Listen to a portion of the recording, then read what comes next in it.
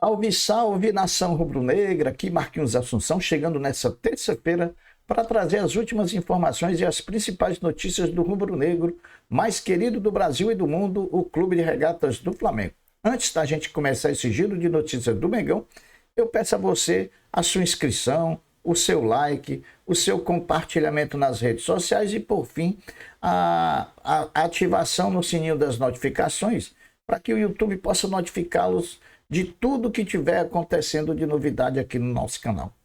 Feito o merchan do canal, vamos agora às notícias do Mengão.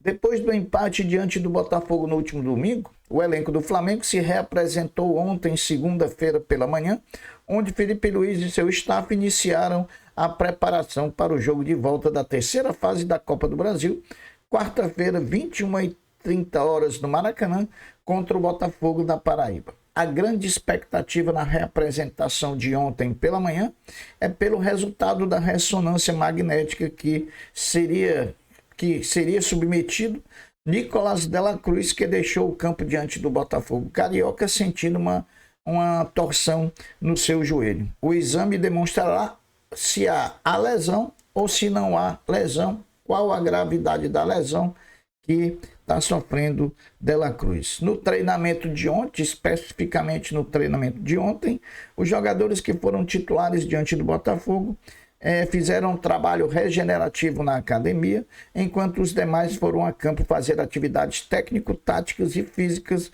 com Felipe Luiz e seu staff. Flamengo liberou ontem também a agenda do futebol profissional do clube até domingo, quando da partida contra o Palmeiras em São Paulo. Serão duas atividades para enfrentar o Botafogo da Paraíba, inclusive a de hoje é na parte da tarde, e três atividades em preparação para enfrentar o Palmeiras no próximo domingo em São Paulo. Sobre os exames de Nicolás de la Cruz, a ressonância magnética, o atleta realizou ontem à tarde e o mesmo descartou qualquer lesão cirúrgica. O jogador já iniciou o tratamento com o departamento médico. Não tem nada de de la Cruz fora do Mundial, não tem nada de la Cruz fora de 2 jogos. O Flamengo não trabalha com prazo de recuperação. O Flamengo não informa prazo de recuperação, né?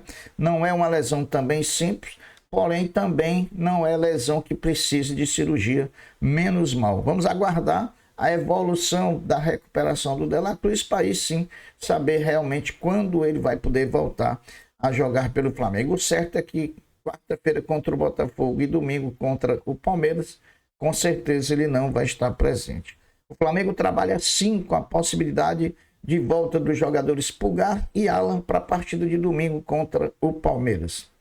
A semana praticamente livre, por conta que o jogo é na Copa do Brasil e o Flamengo deve utilizar um time alternativo, vai ajudar na evolução e na liberação dos mesmos. É certeza de Pulgar e Alan domingo contra o Palmeiras? Não, não é certeza. A irregularidade do Flamengo é perfeitamente perceptível se tomarmos como exemplo que desde o Campeonato Carioca, o Flamengo não emplacou 3 vitórias consecutivas. São 15 jogos de lá para cá, entre Libertadores, Brasileiro e Copa do Brasil, com 8 vitórias do Flamengo, 5 empates e 2 derrotas.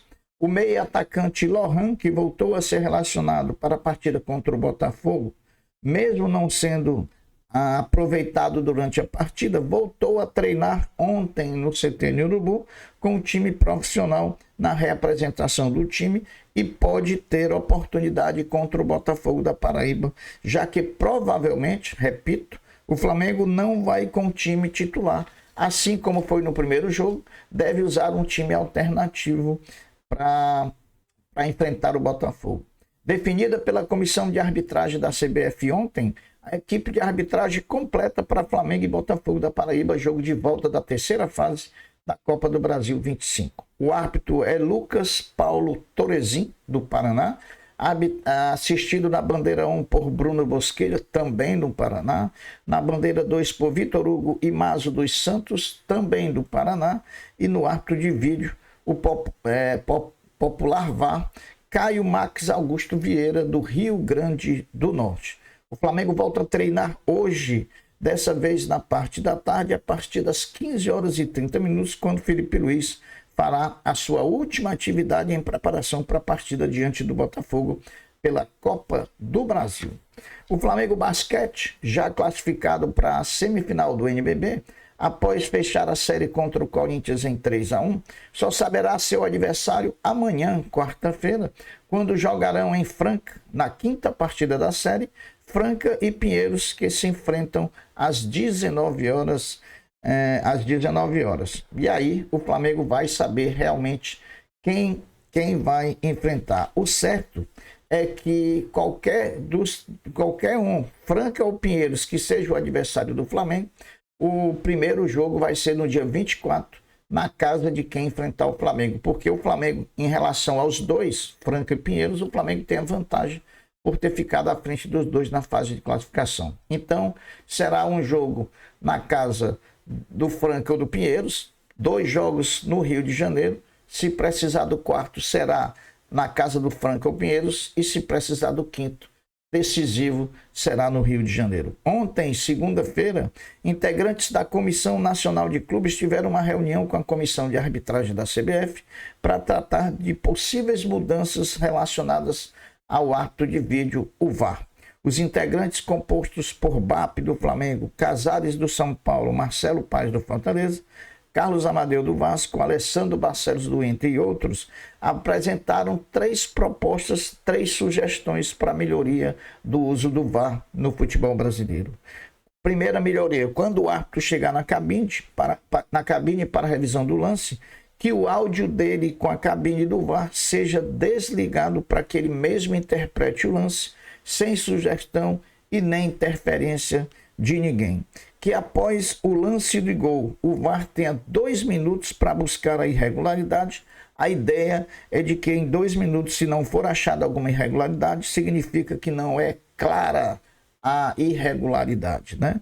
E que eventuais irregularidades na fase de ataque de um lance de gol, como por exemplo, se houver tido falta antes, só sejam consideradas que acontecerem 25 segundos antes da bola nesse gol em diante. Então, tá aí 3 sugestões que os clubes estão oferecendo à Comissão de Arbitragem da CBF para que se melhore o nível de aproveitamento e o nível de assertividade do VAR.